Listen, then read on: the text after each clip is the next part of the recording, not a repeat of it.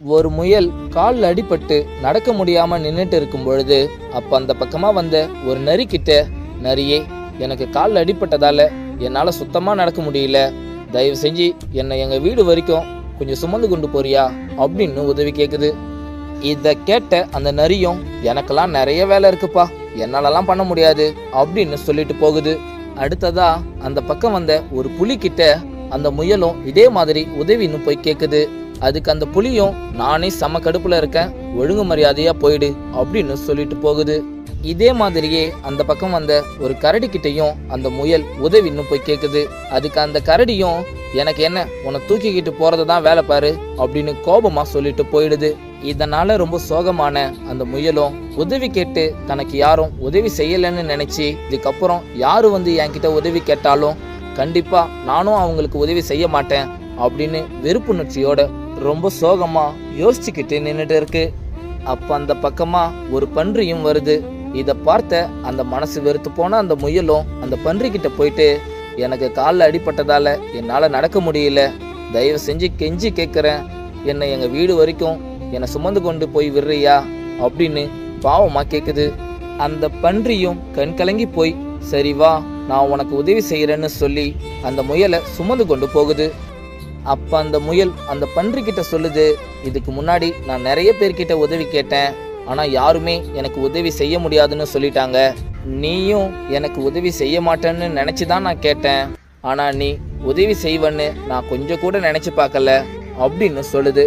இத கேட்ட அந்த பன்றியும், நானும் இந்த மாதிரியான சூழ்நிலையில இருந்திருக்கேன் அப்படின்னு சோகமா சொல்லுது. அதுக்கு அந்த முயலும், என்ன சொல்ற அப்படின்னு கேக்குது. ஒரு நாள் எனக்கும் இதே மாதிரி என்னுடைய காலில் அடிபட்டு இருந்துச்சு, அந்த காயம் வேற ரொம்ப பெருசா வேற இருந்துச்சு, அதனால என்னால சுத்தமா ஒரு அடி கூட எடுத்து வைக்காம நடக்க ரொம்ப கஷ்டப்பட்டு ரொம்பவே அவதிப்பட்டுக்கிட்டு இருந்தேன். அப்ப எனக்கு புதுசா 3 குட்டிகள் வேற பிறந்து இருந்தது. நான் அந்த இடத்துக்கு என்னுடைய குட்டிகளை அங்க தனியா விட்டுட்டு தான் வந்திருந்தேன். அப்பதான் என் காலில் அடிபட்டுடுச்சு. நானும் எல்லார்கிட்டையும் உன்ன மாதிரி தான் கெஞ்சி உதவி கேட்டுக்கிட்டு இருந்தேன். என்னோட காலில் வேற அடிபட்டு இருக்கு, என்னால கொஞ்சம் தூரம் கூட நடக்க முடியல, அங்க என்னுடைய குட்டிகள் வேற ரொம்ப பசியோட இருக்கும், தயவு செஞ்சு என்னை கொஞ்சம் தூரம் சுமந்து கொண்டு என்னுடைய குட்டிகள் இருக்கிற இடத்துல என்னை விட்டுறீங்களா அப்படின்னு எல்லார்கிட்டையும் கெஞ்சி கேட்டேன். ஆனா ஒருத்தர் கூட எனக்கு உதவி பண்ணணும்னு நினைக்கவே இல்லை.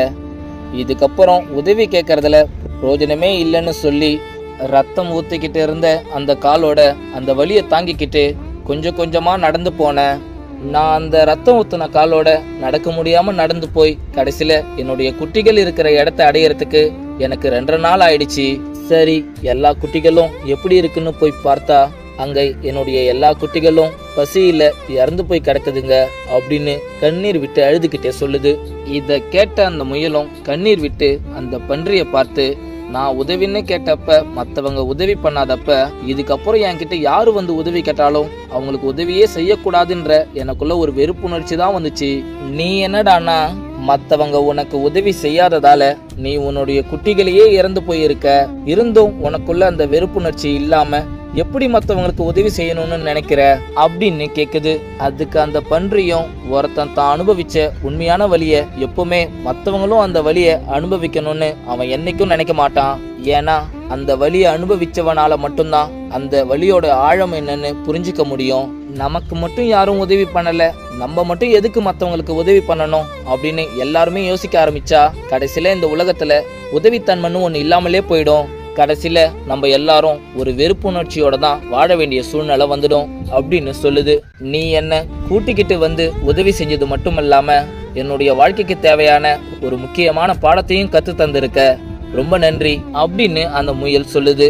என்னோட உயிர் இருக்கிற வரைக்கும் என்ன மாதிரியான வழியை மற்றவங்க யாரும் அனுபவிக்க கூடாதுன்னு நினைச்சு உதவின்னு கேட்டு வந்தவங்களுக்கு நான் உதவி செஞ்சுக்கிட்டே தான் இருப்பேன் அப்படின்னு சொல்லி அந்த பன்றி அந்த இடத்த விட்டு போகுது. இதோட இந்த குட்டி கதையும் முடியுது. இந்த குட்டி ஸ்டோரி பிடிச்சிருந்தா மறக்காம லைக் பண்ணுங்க, ஷேர் பண்ணுங்க, அப்படியே கமெண்ட் பண்ணுங்க. இந்த மாதிரி அருமையான குட்டி கதைகளை கேட்க கௌதம் ஸ்டோரி சேனலையும் சப்ஸ்கிரைப் பண்ணிக்கோங்க.